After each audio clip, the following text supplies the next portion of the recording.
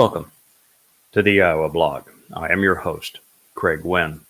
This will be part 13 of our series entitled In the Garden. The purpose of these programs has been to reveal how our very distant past, some 6,000 years ago, serves as a harbinger for our almost immediate future, just 8.5 years from today. What we learn in the garden is what Yahweh viewed as an ideal setting for humankind, which is why he is returning us to the garden upon his return with his son, the Mashiach do David, on Yom Kippurim, that 5 days later, the entire earth will be transformed in the conditions experienced in the garden. The earth will be rid of all political, religious, patriotic, conspiratorial, militaristic interests and the hosts of those caustic things that have been so harmful to humankind. And we will enter again the perfect bliss of a garden of great joy where we will be able to live with our Maker for 1,000 years. This is particularly appropriate for the mortal remnant of Israel, Israelis, who will be left behind after the final ingathering of God's people on Towrah, and who have been prepared for their God's return with the Messiah and King Daud by the sacrifice of the red heifer, which is something we have discussed at length previously. This will enable this mortal remnant to camp out with Yahweh around the earth for this wonderful celebration of life, while all of those who have been previously gathered in and have become spiritual beings as a result of Yahweh's enrichment and empowerment, we will be able to enjoy the earth in this condition, but also be able to explore the universe. So, by studying the garden, we know where we're going. And we even learn how to get there, which is by listening to what God says and then, acting upon it. And we learn what will cause us to be excluded from the company of those who get to enjoy it. So now we have just heard from Yahweh as he asked both Adam and Chawah why it was that they thought it was appropriate to eat from the tree of knowledge of good and bad. And both of them had horrible answers and did everything but accept personal responsibility or show any degree of thoughtfulness in the decision that cost them so much. And now Yahweh turns his attention to the serpent. Now, the serpent at this point had been a cherub.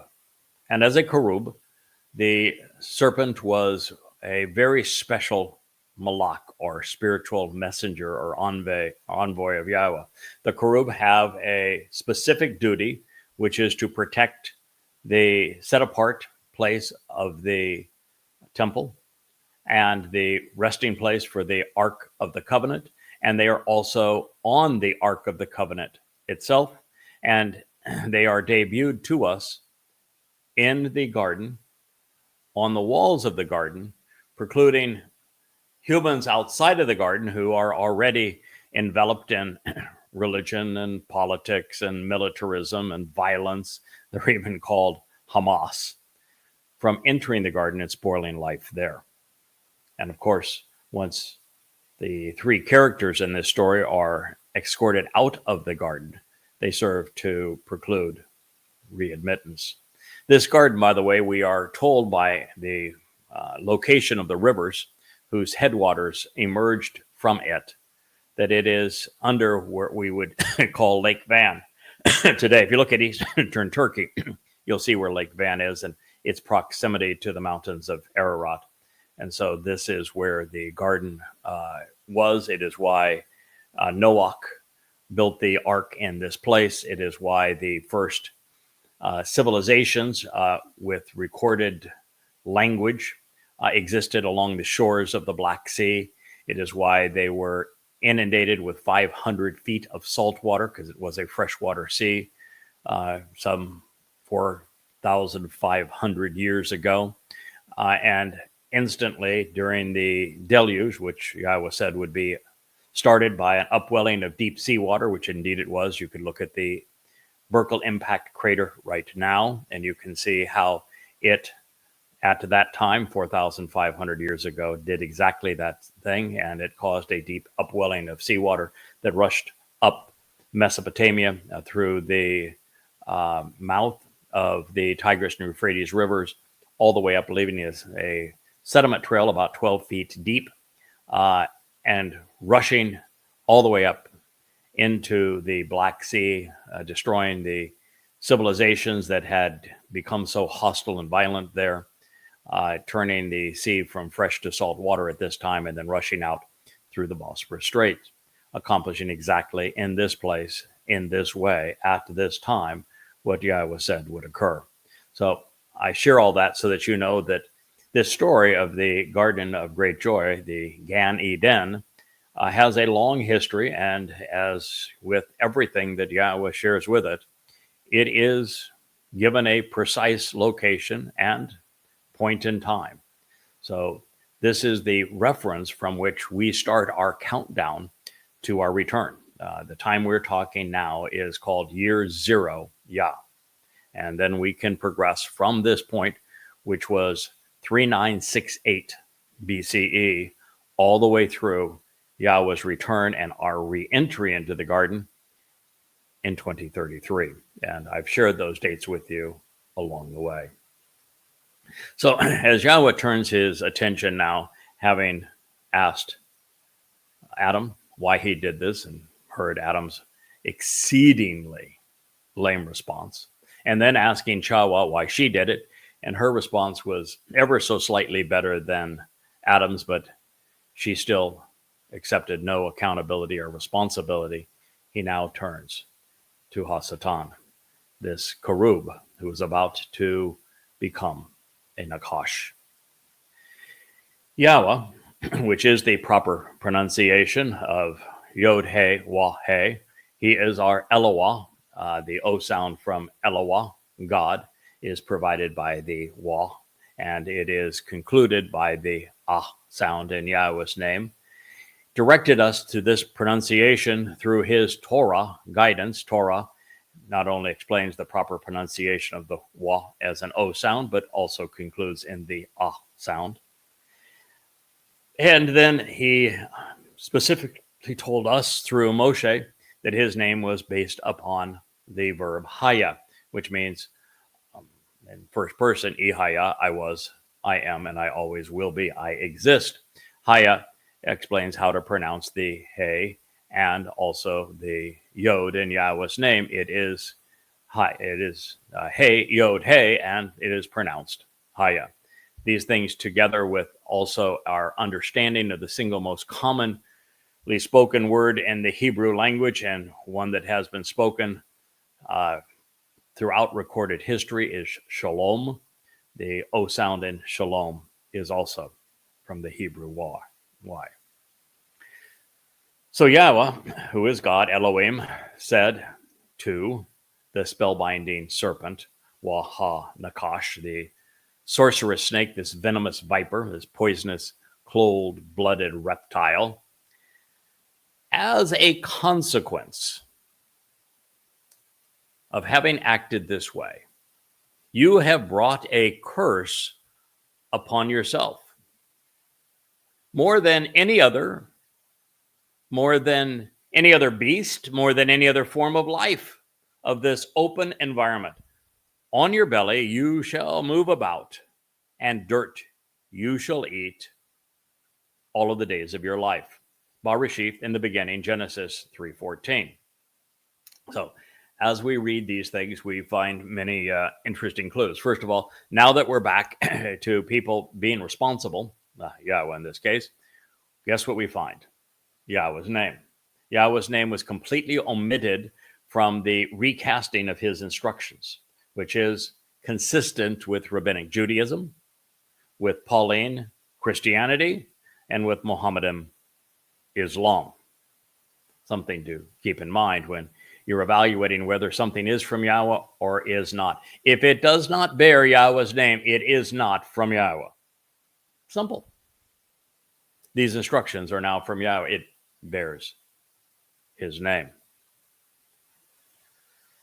He is the one and only God, Elohim, and he spoke on this occasion to the three individuals. Now he is speaking directly to the serpentine beast that we know as Hasatan. And he begins with key as a consequence. There's always a result. Cause and consequence are essential to Yahweh's Torah teaching. If you understand the terms and conditions of the covenant as they were delineated to Abraham and seek the benefits as they were delivered by Dode through the first three, Moed Mikre, Pesach, Matzah, and Bakodim, then you are entitled to join us on the Shabua harvest and live in these garden setting forevermore.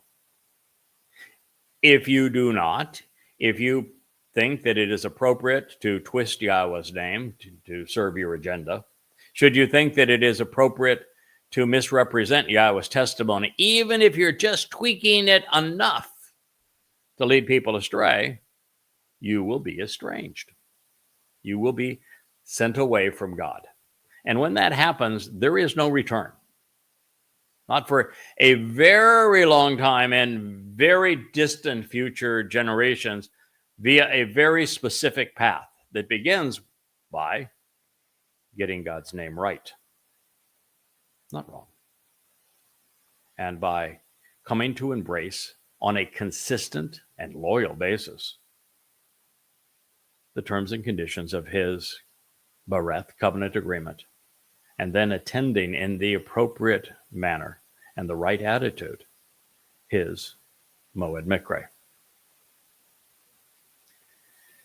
And so he said to the spellbinding serpent, who is very much alive, that as a consequence of the way that you have acted, cause and consequence, because of what you have done. So he let Hasatan do this thing. He did not preclude him from doing this thing.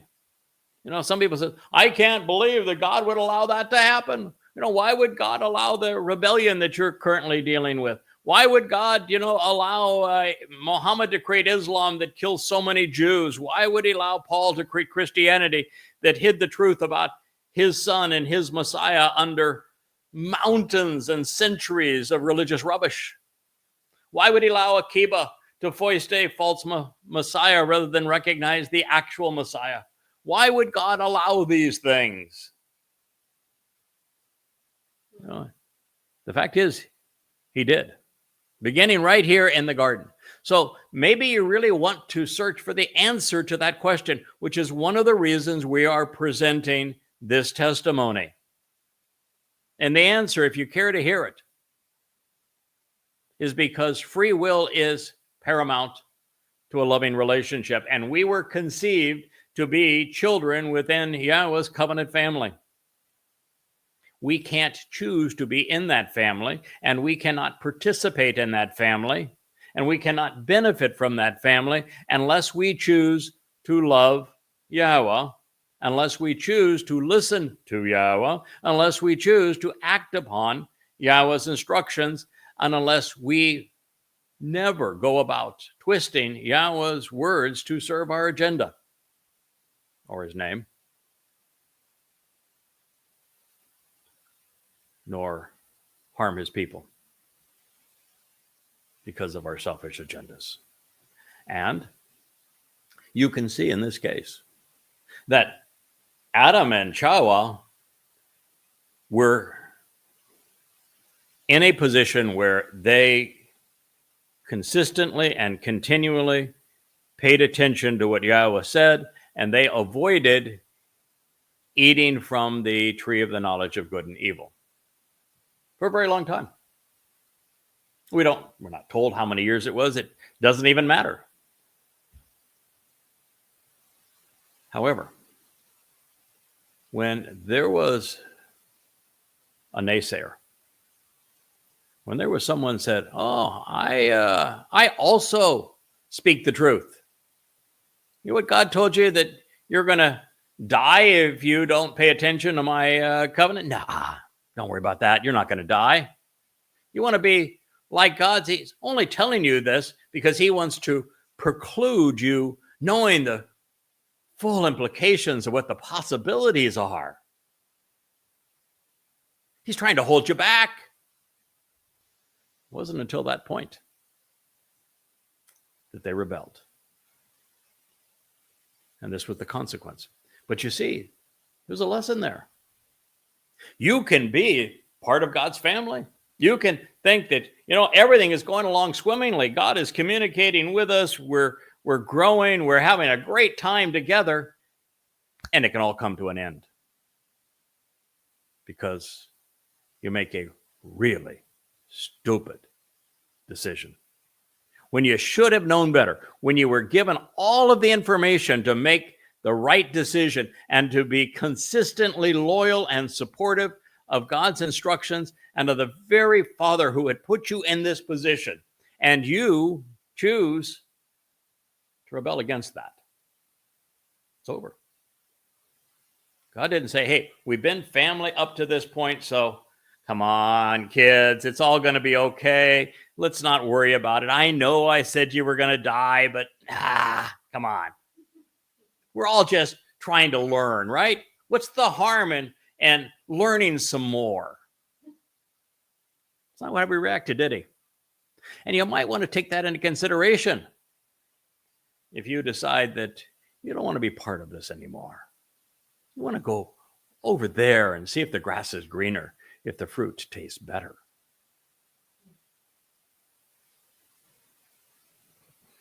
Because you have acted this way.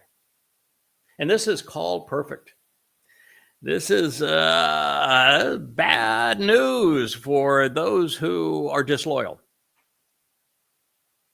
Bad news. They call perfect. With the perfect, it's one and done.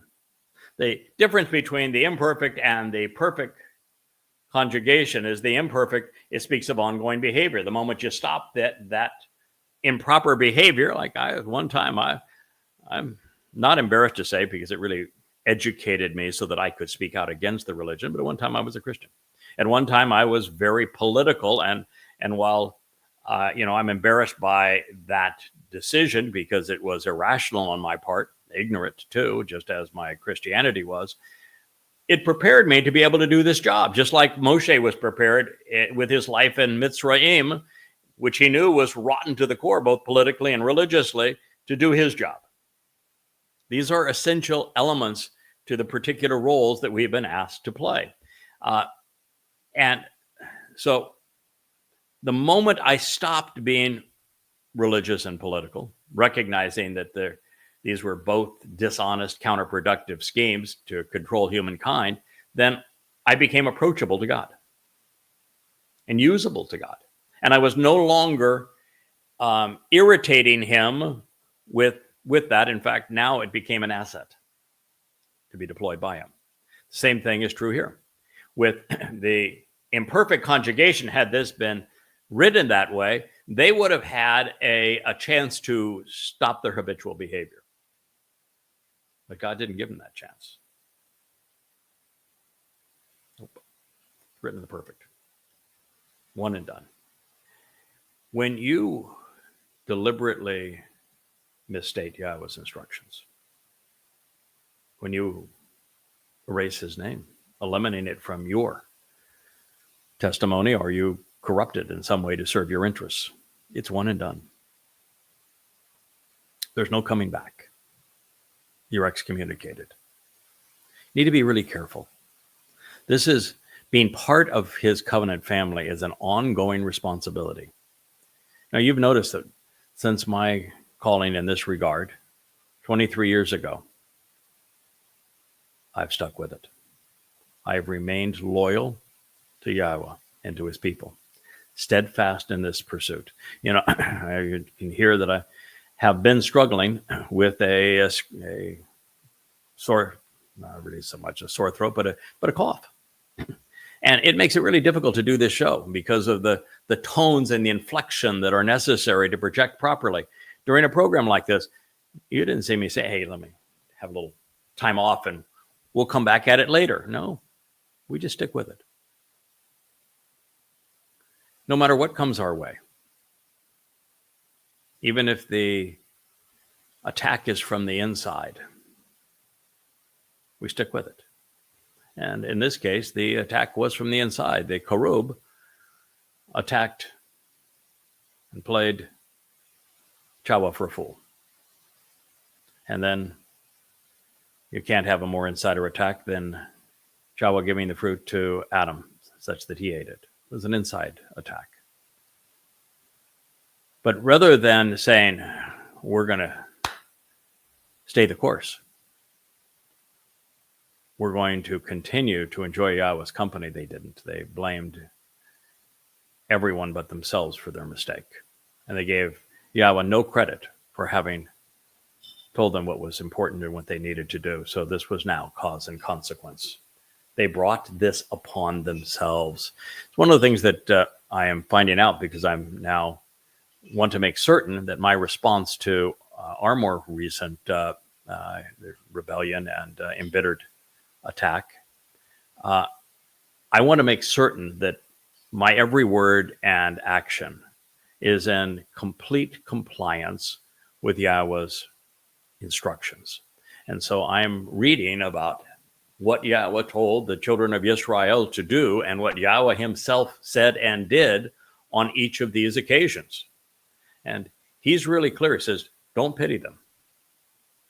Don't feel any sense of desire to even help them. Don't reach out to them. Don't try to save them. When you see my name and words being twisted, you need to obliterate the source of them.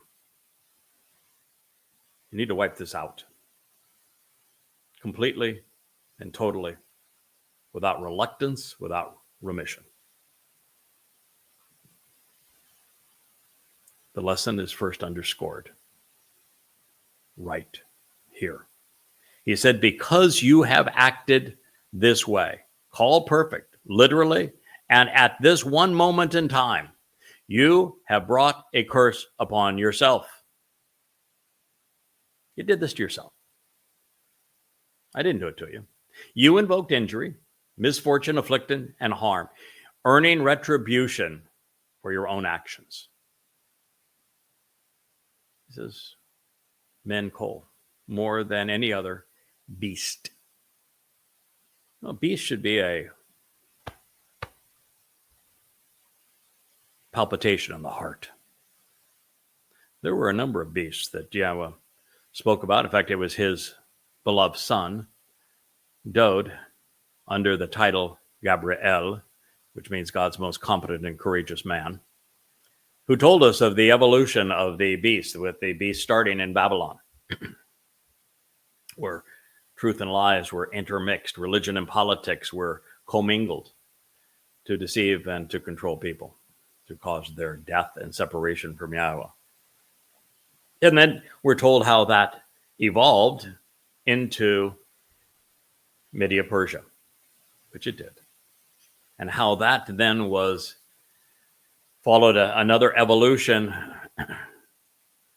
into Macedonian Greek culture, which it did, and how that then inseminated the culture of Imperial Rome, which it did, which was a bloody and fierce beast, probably the most vicious and brutal enemy of humankind ever.